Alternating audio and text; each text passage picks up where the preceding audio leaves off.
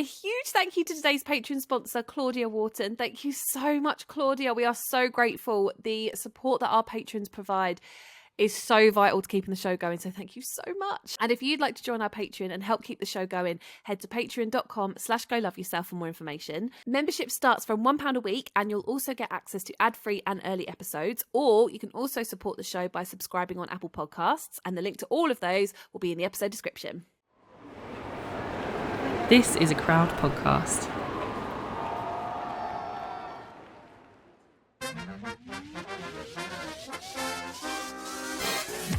Oh my God, Laura, we have had some huge news this week. Huge.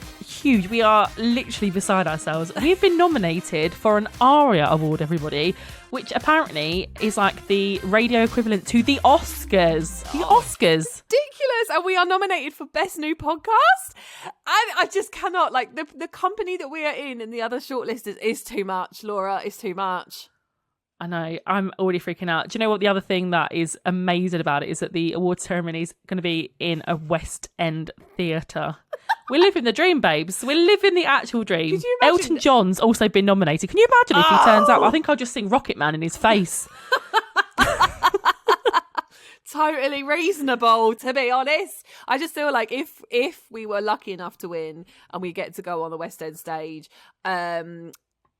like, I think they have to be ready for the fact that we will have to sing. We will have to have a Defying Gravity moment. We can't sing. Oh, we can do whatever we want, Laura. We are nominated for an ARIA award. We can do whatever we want. But most importantly, before we get and have our Defying Gravity moment on West End stage, what are you going to wear? I'm already panicking slightly about this. I don't know. I've got my eye on a Mulby dress. They're like a really lovely small independent company. The dress I wore to the Bake Off musical, that was from them. Oh, I like that one. Yeah, but they've got some other stars in, so maybe something like that. But then I feel like, I don't know. I never get the chance to properly dress up. So I always want to kind of go like black tie, but I think I might struggle to find something like that in my size. We'll see. We're going to maybe talk about that then, because I'm with you. I want to wear something like redonkulous. Will it exist in my size? Stay tuned to find out, everybody. No, come on. You cannot leave us hanging. I've no idea. What it's are whether you we thinking? can. No, I've got no. Mate, we will talk about this in a minute. I am hung over currently. I have not thought about a dress for the Arias, because do you know how bad the imposter syndrome is today? The fact that we have found out that we've been nominated for this incredibly wonderful award, and I'm sat here in my pink hoodie. I haven't brushed my hair. I took it out of a hairband for you, babes.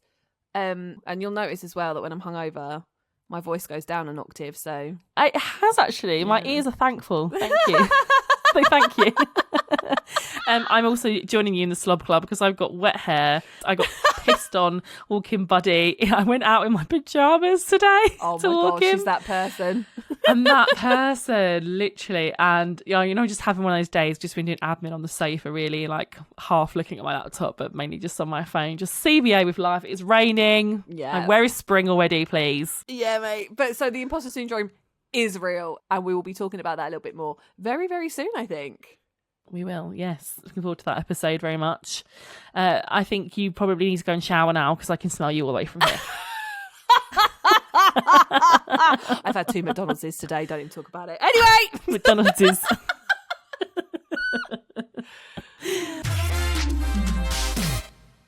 So you guys have been begging us for this episode pretty much since we started Go Love Yourself. We're really happy to finally be doing it because the issue of like raising like body confident kids is huge, whether you have kids or you don't, or you have kids in your life. So a huge welcome to author of Body Happy Kids, the fabulous, the one, the only Molly Forbes. How are you, Molly? I'm really well, thank you.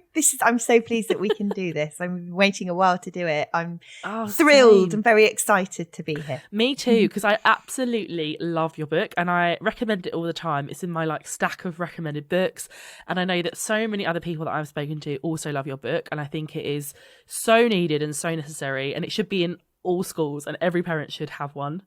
Oh, thank you. That's really kind of you to say. I feel like I wrote it in 2020, so it feels it feels like still, it was like peak COVID, and the whole process of writing it was, you know, a bit of a surreal, bizarre time, but it's so brilliant to know that people are using it and it's making, you know, a difference out there in some way. So good. I remember it was the first, Yeah. I think it might have even been our first or second episode, Laura mentioned it, ever. So it's definitely one that she like absolutely loves. So it's awesome to have you and it's awesome to meet you. This is great.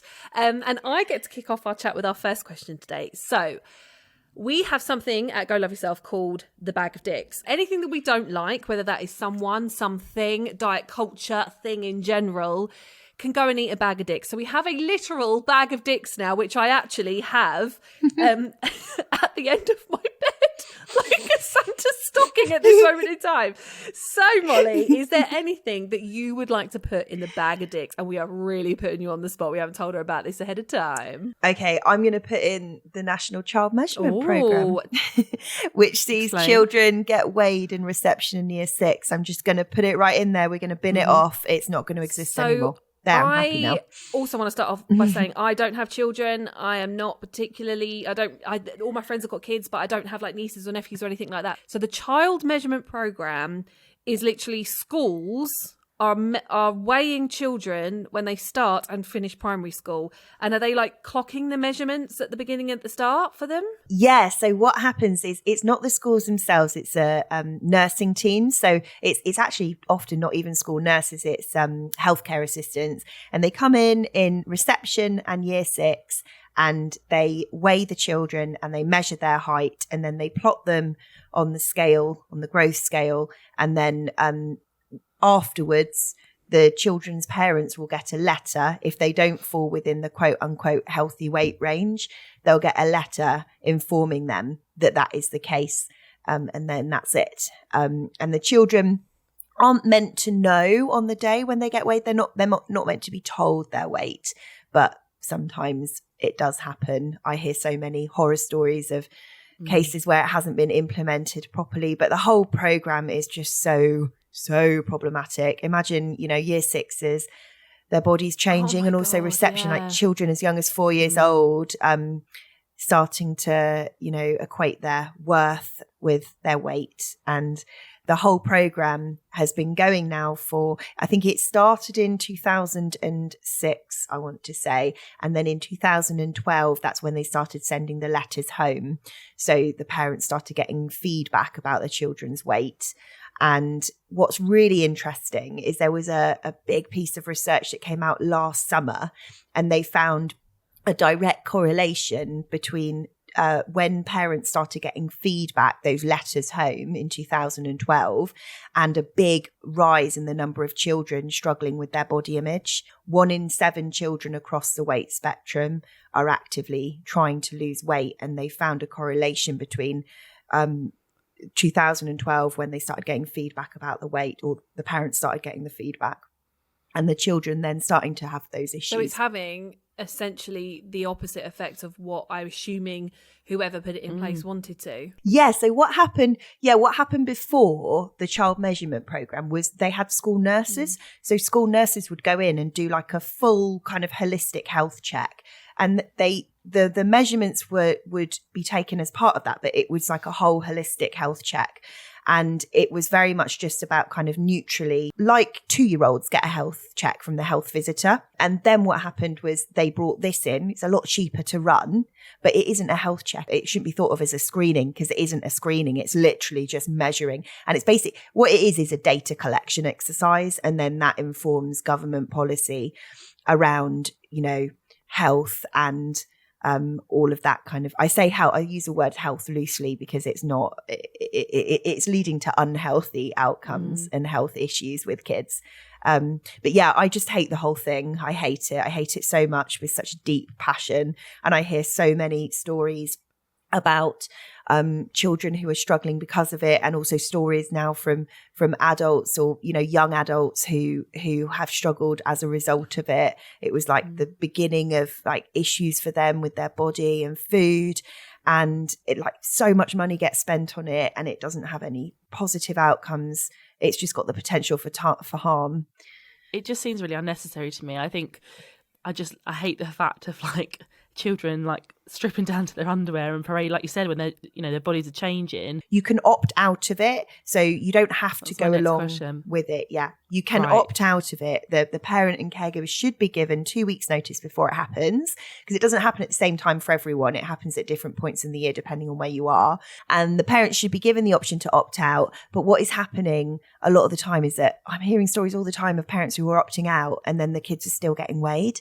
Yeah, I've heard that a lot too. Yeah, and it's just happening. It's happening a lot. And the other thing is, the opt-out process is really complicated. If you're a busy parent who's, you know, got a million and other one things going on, you're juggling loads of stuff, the last thing that you have time is another piece of admin where you have to ring a phone number or, you know, another form to fill in. It should be as easy as literally just ticking a box on a form that says I don't give consent.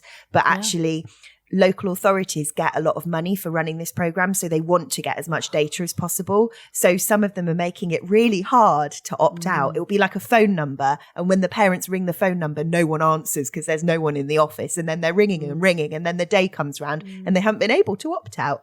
So these kind of things are happening all the time. It's just, I hate it. I hate it so much. Silly.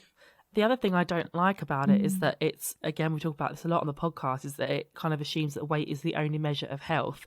And we know that BMI is inherently racist. We know that it's completely flawed. It's not, you know, meant to like measure people on like people's health on an individual level. And I see it all the time. I see it on TikTok. I see it online in on newspapers and articles and research where kids that are healthy, they're very physically active, they eat a very, you know, a great diet, they've been classed as like obese or overweight. They get a letter home and the mum's like, what? And it, you know, and it just has this awful, it must have this detrimental effect on kids and their parents. And it just seems to me like so unnecessary. Yeah, it teaches kids, well, first of all, it teaches kids to think about weight as like the most important measure of health, you know, as a measure of health. It teaches them that also subsequently the outcome of that could be that they think that their health and their weight is totally within their control, when we know that isn't the case. So what could happen is if a parent then gets a letter to say their child is in a higher weight category, the parent might panic, and which is probably a natural response in the fat phobic society that we live in. Parents are then going to think, oh my gosh, I'm a terrible parent. What's going on with my child? And they might put their child on a diet. And that could be the beginning of an eating disorder for that child. And we know that there are so many children now who are struggling with eating disorders and can't access treatment. Yet at the same time, we're weighing kids in school and doing these things. It's actively perpetuating this issue.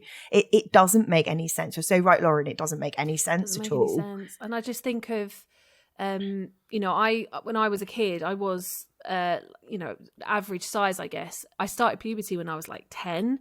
So I was there in year 6 with like B-cut boobs, like a you know, curvier body already, heavier than my friends because I was going into puberty before everybody. If I'd been made to, literally, I feel emotional about it. Like that girl then, if I'd been made to stand on a scale in front of my friends and, you know, even the boys then were like making fun of me because I had boobs and stuff, like it made me stand on that scale. And those, as if the kids aren't all going to talk about it, as if the kids aren't all going to talk about, well, what did you weigh? What did you weigh? What did you weigh? As if those conversations aren't happening. And I just feel really sad about it. I can, in my head, maybe even, no, I can't forgive the reception thing. I still don't understand it. But the year 6 thing, kids, that's too old, in my opinion. Yeah.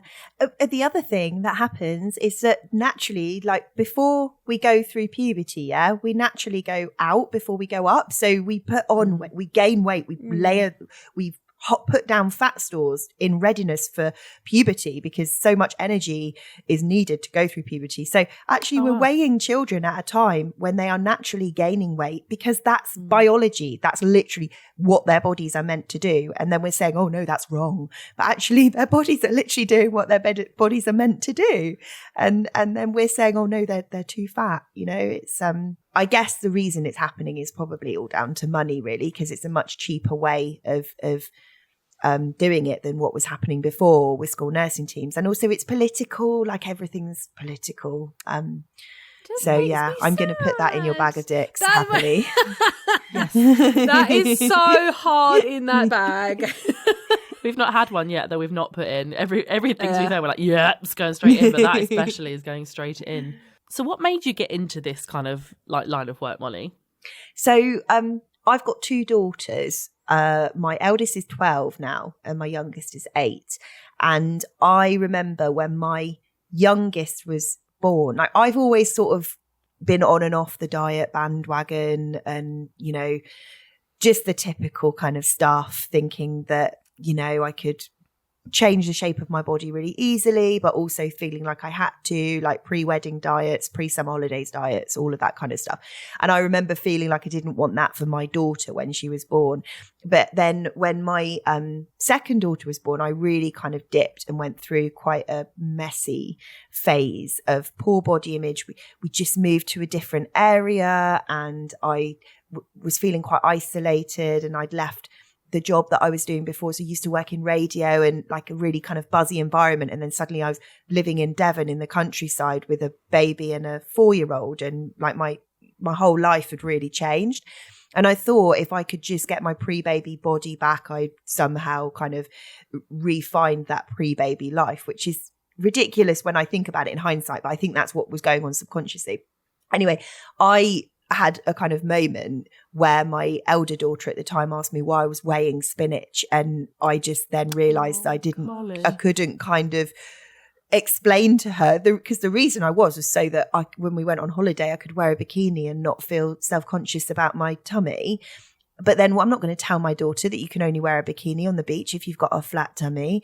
And I didn't want my daughter to pick up any of that stuff, though that was a real kind of realization moment for me.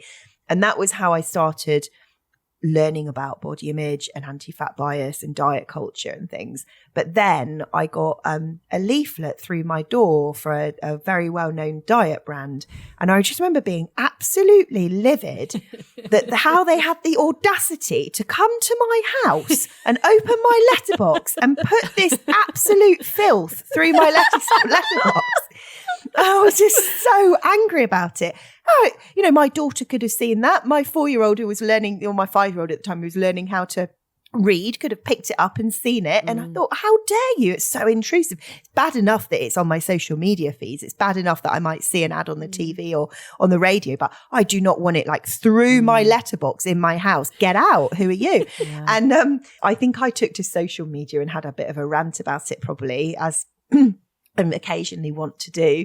And I heard from loads of people who were like, oh yeah, actually, there are posters for this diet brand or this other diet brand or this other diet brand, or my kids score gates. And oh yeah, actually my daughter came home from school with a leaflet for this in her book bag. And or my son goes to football and they sponsor his football kit. And I was like, oh my gosh, how is this even allowed? Oh my God, this is such a good point.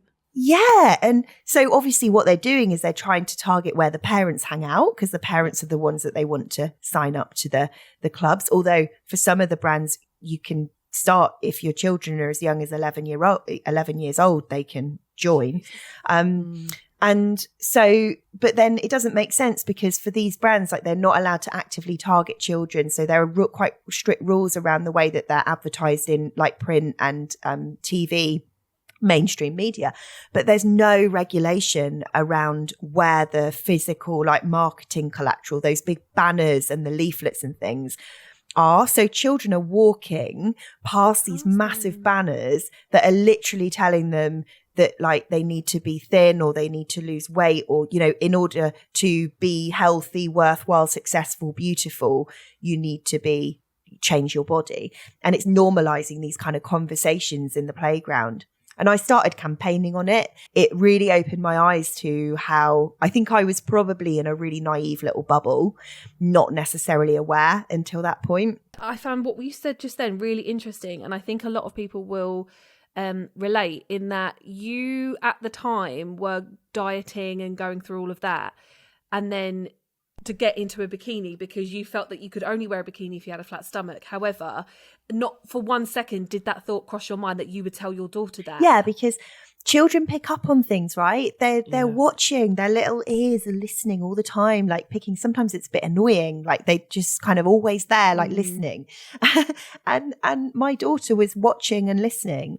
And even if I wasn't actively saying to her, oh, actually, it's only good if you're thin, and I need to be like thinner, and actually the way I look is the most important thing about me, and actually my body's not good enough just as it is, even though, you know, like at that point I was absolutely exhausted. I was running on fumes. I was completely sleep deprived. I had a newborn baby. I was breastfeeding, like all of those things. And I was still putting my body through these like grueling exercise regimes and not feeding myself the level of like nutrients that I needed just to kind of exist as doing all the things that I was doing as a busy mum. But I was just not being kind to my body. And then it took my daughter noticing that to make me feel mortified. Essentially, I was giving her the opposite message. And I think that's so common. You know, we want our kids to be good people. We don't want our kids to struggle with this stuff, yet we're saying things in front of them like, oh, I'm being good today. I'm not going to eat that. I'm not going to, oh, I've been so naughty. I've eaten that cake. And, you know, oh, I can't wear these jeans, you know, all of that kind of stuff. Kids pick up on it, and it just reinforces and perpetuates all of the other noise that is all around them all the time. And I was going to ask you actually you mentioned about like good and bad food. I wanted to ask you about the importance of language, because I even find myself doing it with my nieces. Like if they come over and I cook for them, I'll say, oh yeah, like finish your dinner and then you can have a treat. One thing I actually found myself saying the other day, and I got really cross with myself about, was like, come on, there are kids starving, you know, around the world, and they don't have any food. So what importance does kind of language bear, and what things do kind of like parents or people with like nieces and nephews like need to be mindful of? I think trying to avoid that moral hierarchy thing. So really thinking about food as a neutral thing, which is really difficult, because as a parent, we have this idea that like the basic things that we need to do are like keep our kids warm, love them, feed them, and, you know, make them say please and thank you, you know. And actually food is such an emotive thing. And if our kids aren't eating, maybe they're vegetables, or maybe they're like quite selective feeders, us as parents feel like we're not doing our job properly. But then there's also this level of shame, because you feel like other people are going to judge you. Like, I'll never forget my daughter being 2 years old and us like being out somewhere and her having a fruit shoot, and just being really aware that this woman like on the like table next to us is like tutting and looking. Ew. And I felt really self-conscious, like, oh my gosh, like she's judging me because my daughter's having a fruit shoot because, oh, the amount of sugar. And she didn't know the background of, she was going through a phase of being really constipated. Actually, that was the only way I could get liquid into her. Like she didn't know, but I felt like in that moment, like embarrassed. And I think that's such a typical thing. So it's really easy for me to sit here and say, don't moralize food, but it actually, we all do it because of the culture that we live in. But I think trying to be mindful of that. So the way I think about it with my kids, I've got 2 kids who've got, and I'm saying all this, by the way, with the caveat that I'm not a dietitian or a nutritionist. I'm not an infant feeding specialist, but I work with many, and I've interviewed many now, and the things that I've used in my own home. But I think that just kind of trying to take away the shame and judgment that comes with food with either one of them, you know, certainly not saying, oh, you've already had 3 of those, you wouldn't need to have another one, you know, and then not saying to the other one, oh, you need to eat all of that before you can have that, you know, you need to earn that before you can have that. That's a really important thing. And the reason that I do that is because I, for me, want to raise children who have a healthy relationship with food. And for me, it's about the long game, so that when they leave home and they start feeding themselves and making those choices for themselves, what they're going to eat, they're going to actually have a good relationship with food and actually be in tune with their bodies, with what they want to eat, and not feel shame around food, and not have bad memories of like being forced to eat certain food. And the research kind of backs that up. It's really interesting because the research shows that actually nagging or cajoling kids into eating food, and also not really restricting kids' exposure to kind of the food that you might not want them to eat, it makes them either more interested in that food that you might not want them to eat. So if they never have sugar, they never have sweets, they just want it even more. But the other thing is it has no positive impact. So I thought that's really interesting because we might think that, oh, actually teaching kids about good and bad food, or even healthy/unhealthy food, it means that they'll make quote unquote healthy choices. It doesn't. The research doesn't back that up. Actually, teaching kids about where food comes from and giving kids opportunities to be exposed to food, different types of food, whether that's growing food, cooking food, playing with food, and having a kind of neutral, stress-free kind of atmosphere and environment around food, that is much more likely to lead to a child who has a healthy relationship with food. And then also, obviously, not making the assumption that you can tell anything about someone's relationship with food based on the way they look, because we can't. I find that so interesting. I'm sure lots of like parents will be listening thinking, like, how can I change that? Like, what's the best thing to do? Like, how can I raise body confident kids? Like, obviously that's the $1 million question. Can you kind of give some like practical advice for them? Yeah. I mean, first of all, don't feel bad, because we all live in this culture. We're all a product of it. And shame isn't a productive kind of emotion. It's very natural to feel. I mean, I look back at some of the stuff I did and feel like I totally cringe. Like, I cringe so hard. It's awful. Like, it literally makes me like feel itchy. But I think that ultimately just kind of a bit of self-compassion to recognize that we're all part of this culture. We've all done things that we didn't know about necessarily at the time.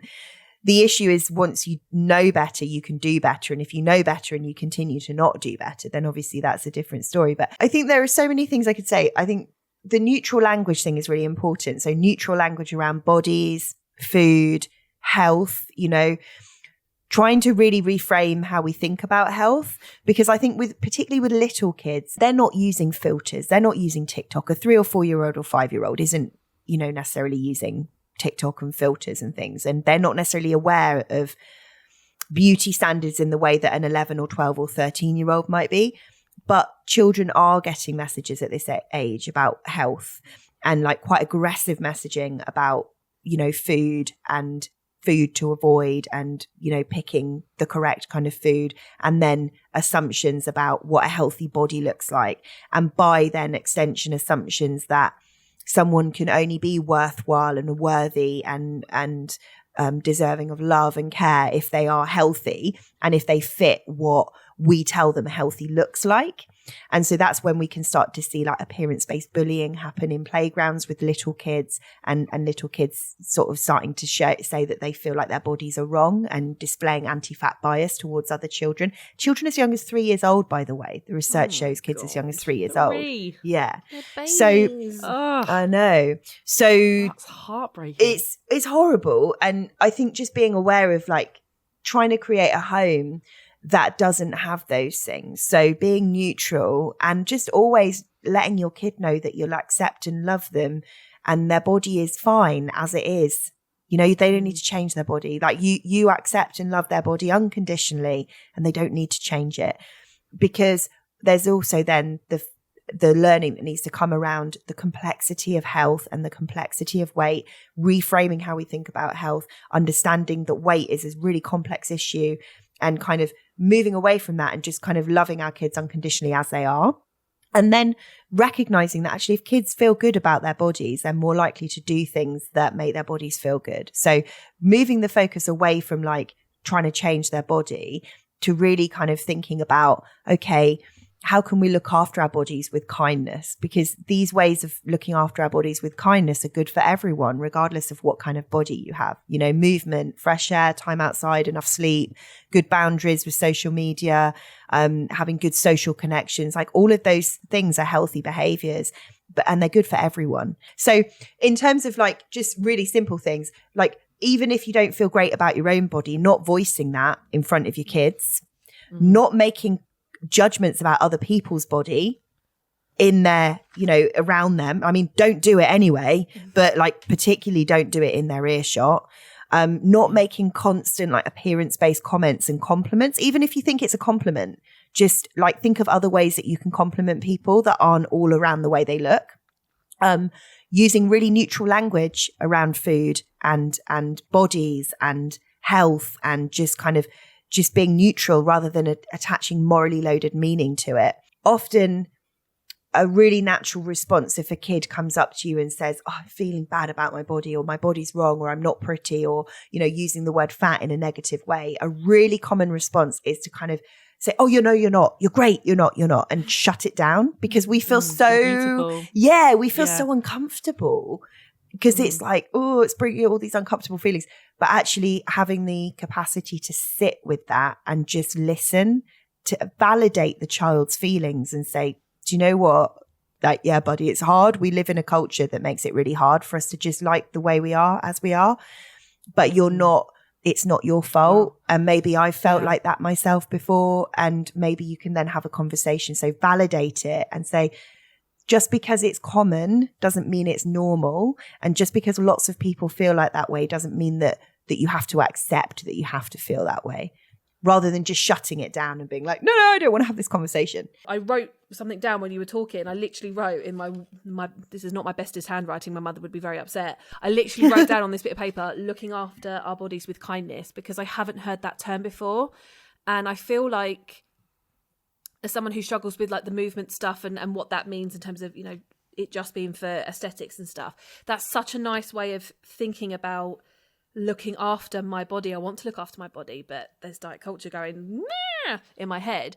But my point with saying that is, everything you're saying, yes, it's relevant for kids, but I must say, like, I'm taking it in as me, because you are like, it's like it's down to like the basics, isn't it, of introducing this, being way more neutral about yourself in your life. Literally, this, genuinely, everything you're saying, I'm taking in for me, not just the kiddies. Love all the kiddies. It's all about me. Lauren hates them. Don't lie. You hate them. Why are they always sticky? They are always sticky. Anyway, I just wanted to say that, and genuinely, I'm going to write this down in my bestest handwriting, Mum, promise. And it will say, look after my body with kindness. And that's it, isn't it?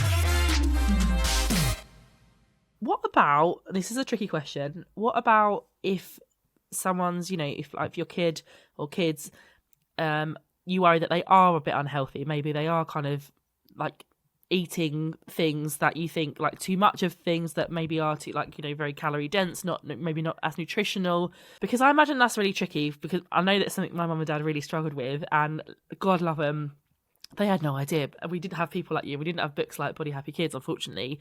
So are there, like, there's a lot of research to suggest that when it comes to adults, that actually kind of calling it out and kind of mentioning it almost can have the opposite effect. Is it the same with kids? I think that we need to be so careful with, first of all, like, what we define as disordered eating, because so much of the time what we think of as healthy eating is actually quite disordered.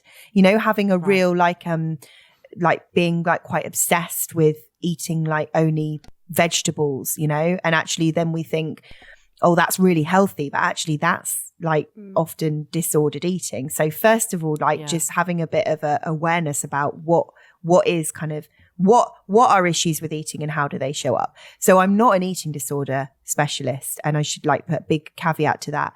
But I think that a parent knows, like, if they're worried about their child's relationship with food, don't wait for anything else. Like, if you even have an instinct that there might be an issue there, then at that point, seek professional guidance. Don't necessarily raise it with your child straight away, because you don't have the tools to do that. And I think that a lot of the time what we do is we kind of put stuff off because we think, oh, it's just like normal and healthy, because it's the culture that we live in teaches us that this is like normal, healthy behavior. And sometimes actually there might be red flags that it isn't. Most of the work that I do is around kind of prevention. And I think that when you get to the point where a child needs an intervention, almost the stuff that I'm talking about now, I'm not saying that it's not important, but at that point you need further help, you know, with it. The other thing is, like, parents really worry about their kids like eating too many sweets or chocolate. Now, maybe that's a sign that they're having those foods restricted, and that, you know, when they have access to them, they want more of them because they don't know when they're next going to have access. So it sounds counterintuitive, but maybe if a child is really wanting sweets and chocolate a lot or talking about it, the answer is to give them more access to that food, not less, and allowing them to learn to self-regulate around it. Because when you start to restrict it, what you do is inadvertently you give it a moral meaning, and you make them want it even more. And then also the other thing that can happen is kids become like almost wanting to like police what other children are eating because they think, oh, you Really? see it like at school, like, oh, you're not allowed that because you're not allowed chocolate in your lunchbox. And so then they start to make those judgments about what other people are eating. And that's not good for our like collective relationship with food either. Thinking about it as like raising children who have a long-term healthy relationship with food. So for me, healthy eating is having a healthy relationship with food. If someone asks me what is healthy eating, I'll say it's making sure that you're eating enough when you're hungry, making sure that when you're hungry, you actually do eat something, recognizing that food has a place in our culture and our memories and our family that is beyond just kind of fueling our body. Things like birthdays wouldn't be the same without birthday cake. We all have very different needs when it comes to food. We live in different cultures that have different foods that we like to eat and different foods that we cook, but also we have different like health needs. So some children might be intolerant to something, they might be allergic to something that means that they might not be able to eat that food. And I think like healthy eating is having an awareness of all those things and not just, it's not just about like eating cucumber or eating lettuce or eating broccoli or whatever. If we only ate kale, we would not be healthy. If we only ate chocolate, we would not be healthy. And then the other part of that is recognizing that nutrition just forms one part of our overall health and well-being. So actually, if a child is thriving, we know if a child is, you can tell if your child is thriving. Yeah. If a child is thriving, then it's probably not something that you really need to worry about in terms of like, are they eating all the peas on their plate? Because actually their overall health and well-being is more than just the food that they're eating, which sounds like that sounds kind of radical because we live in diet culture that tells us that our health and well-being is completely about what we eat and only about how we move our body. But actually health is so complicated. And if you think about it like a big kind of pie, you got to think about your nutrition and the food that your kid is eating is just one piece of that pie. If you're not also thinking about how much sleep they're getting and what their social relationships are like, and if they have a good relationship with movement and if they enjoy moving their body, and are they being bullied? Are they being discriminated against? What's their access to education? What's their access to food? Are they living in food insecurity? Is their house warm enough? All of those things arguably impact their health more than whether they're going to eat all the peas on their plate. You saying about the peas on the plate made me kind of think about like how so many of us grow up being told like you must finish your plate and like what an effect that has on us as adults. Like I hope Matt won't mind me saying this, but he like now like it doesn't matter if he is like beyond full, like almost gonna be sick, he will finish his plate. Because as a kid, he was told to finish his plate. I'm guessing we need to kind of stop doing that to kids. Yeah. Because like we're born with the inbuilt ability to regulate our hunger. Like a baby knows when their tummy's full and they don't want any more milk, and they know when they're hungry and they need the milk. It's as we grow up and we start getting those external messages that can mess up with that inbuilt ability to just be in tune with what our bodies need. And so that whole clear your plate thing, that's messing up with their internal kind of ability to regulate their own appetite. We're giving them an external rule. What we need to do is just kind of stop interfering. We need to interfere less and stop kind of with all the rules around this stuff, which is hard because of all the things I said before. It's an emotive subject. We feel like we're bad parents if they're not eating in the way that we think they should be eating, and everyone else has an opinion. I recognize this is hard, and I certainly am not going to be the first person to be like, you're doing it wrong, because, we all live in, it's messy. It is really messy, and we're all just trying our best. But I think having an awareness around it is helpful. You talk a bit about the division of responsibility in your book. Can you explain that to us a little bit more? Yeah, so there's an infant feeding specialist in America called Ellen Satter, and she basically created this model to help parents who were struggling with feeding their kids. So she basically came up with this thing called the division of responsibility.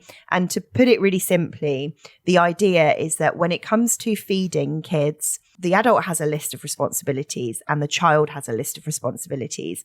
And the issues with food and feeding happen when those lists get mixed up. So on the adult's list, the adult's job is to provide the food, cook the food, decide where the food is going to be eaten, and decide when the food is going to be eaten. On the child's list, the responsibilities are to decide whether to eat the food and to decide how much of the food to eat.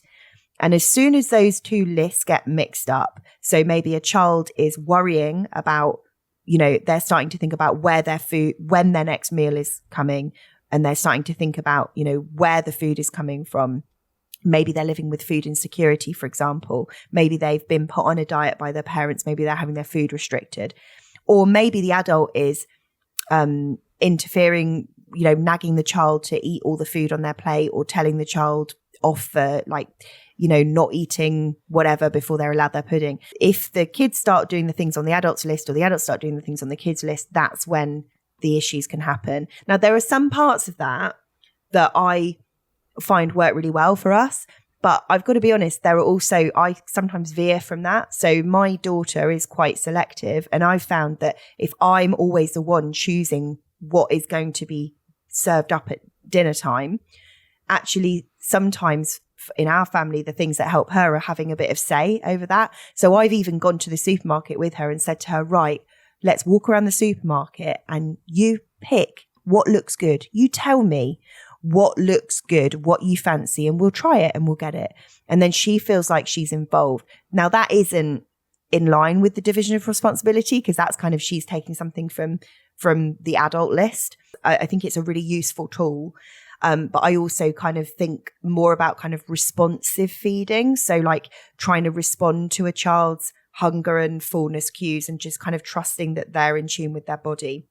And also allowing my kids to have some element of say in like what we eat as a family, because also it's really, really boring to be meal planning all the time and deciding what we're always going to eat. To allow like my family to have a bit of say in like what's for dinner on a Tuesday evening or whatever takes the pressure off me, but also it gives them a bit of, it empowers them a little bit.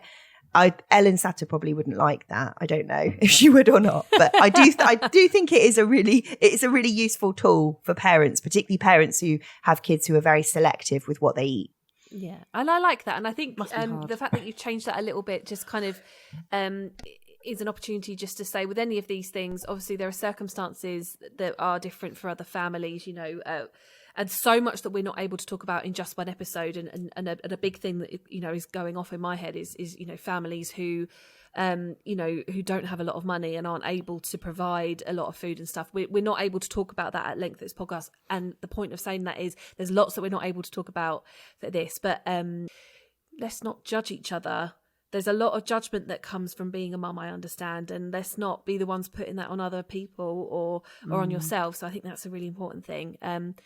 Yeah, absolutely. Because I think that these are systemic issues. These are issues. I was just thinking they're systemic. It's to do with the culture and to do with the systems that we're all growing up in. It's not down to one individual person. We're all just a product of this. So that doesn't mean that we don't all have a collective responsibility to create change, which we do. But actually, we're also all just players in a wider, bigger system. Yeah, and a lot of it, I think, depends on our parents and how they were brought up and their parents' relationship with food around them. Like, my mum grew up with no food in the house, and she said during the summer holidays, they didn't know how to cook. They were too young. Sometimes she was so hungry she would eat raw potatoes. So my mum has really struggled with binge eating, and I think, and like, I am not blaming my mum at all. Like, I've got the best mum and dad in the world. It's just, I think it's systemic from the diet culture, and then it's also, you get it from like your parents. Like, sometimes it's really hard to pass that on. And I think it's really important what you're saying is that we shouldn't be blaming each other or ourselves or our parents. It's just about kind of going and sitting with it and going, okay, this is where we are now. We know more now. Let's educate ourselves and let's try and implement some kind of like better, more neutral responses going forward, and let's try and give like our kids a bit more like freedom around food rather than so much control and dictating it and making them feel bad. And I think that's the most important thing here. We have got some audience questions. We had lots of questions about this. How to talk to nieces and nephews, and in that I'm going to include your friends' kids and any other kids in your world that aren't your own, especially when their own parents are deep in diet culture. It's really hard. It's really, really, really tricky. One of the things that I think that can work well, and something that I've used like with my own family and some of my own friends, is sort of saying, having conversation or bringing it up if it's, you know, a time when you feel you can bring it up and saying, do you know what, I've been learning about something. Maybe we could learn about it together. So maybe that's a conversation that you have with the adult, and you can, you know, maybe, you know what, I've discovered this great podcast called Go Love Yourself. I'd love to know what your thoughts are about it. Maybe we could like both agree to like listen to the latest episode this week, and then maybe we could have a chat about it. I'd love to know what, you know, I'd just really like to have a chat with you about it.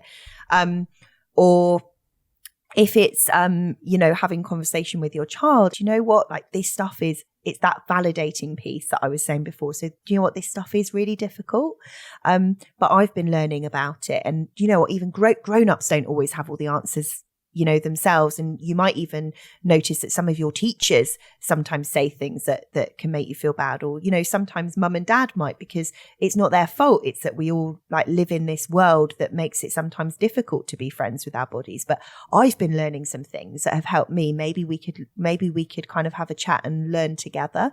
And that really kind of brings people into the conversation, rather than going in and being like, you're doing this wrong, you got to do it like this, you know, ignore your mum, ignore your dad, like actually kind of making yourself a safe space for them to come and share with you in a judgment-free zone. You're not going to be like putting them in a difficult situation where you're having to go at their parents, and you're not going to kind of belittle their own feelings. You're going to validate them, but you're also going to create a safe space for them to come to.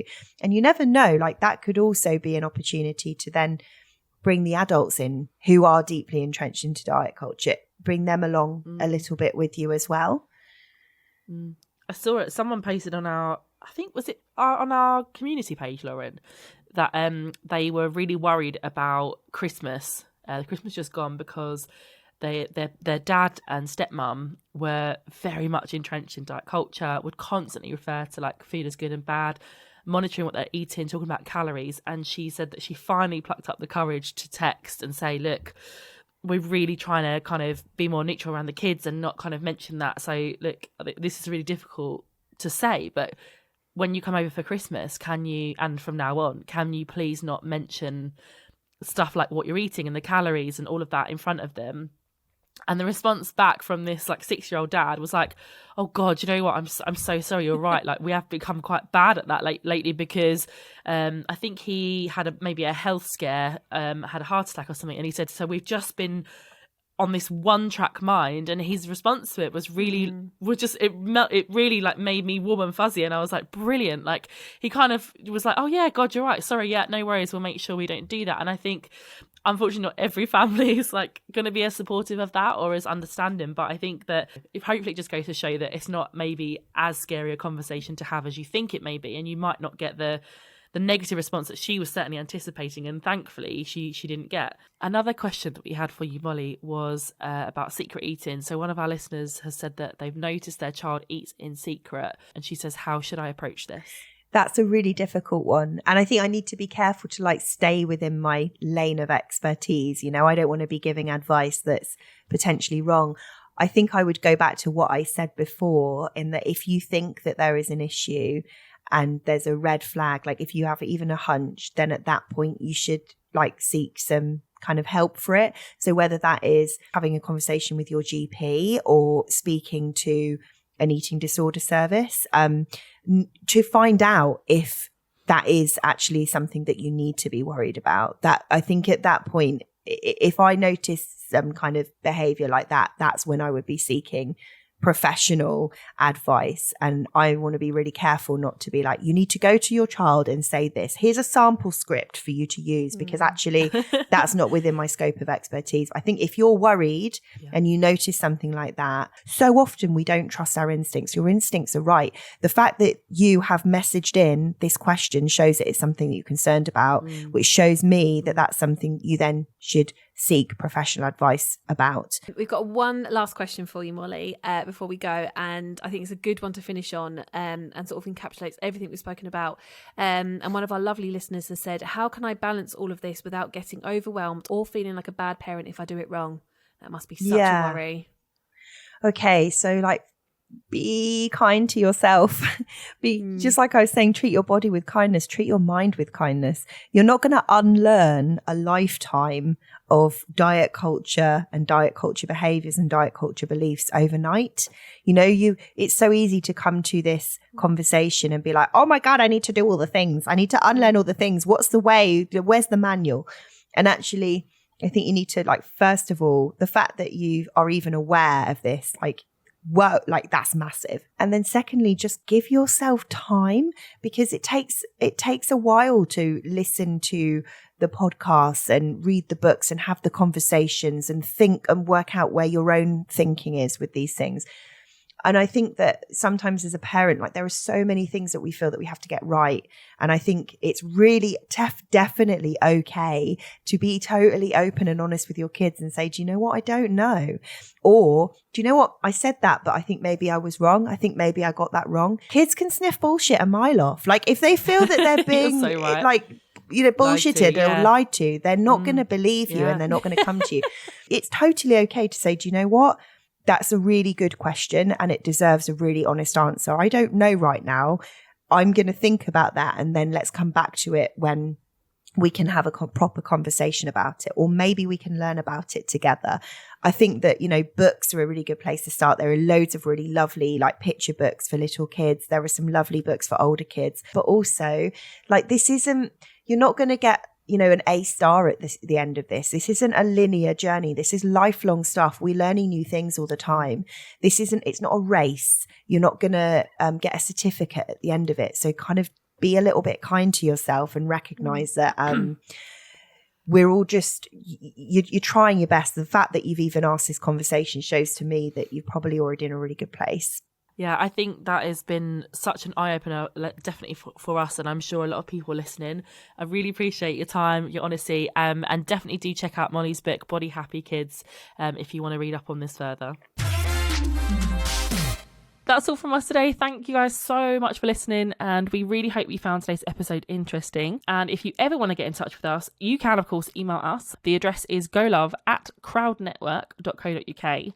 And if you want more of us, who wouldn't, before our next episode, you can check out our Facebook group, Go Love Yourself Community, or our Instagram @Go Love Yourself Pod.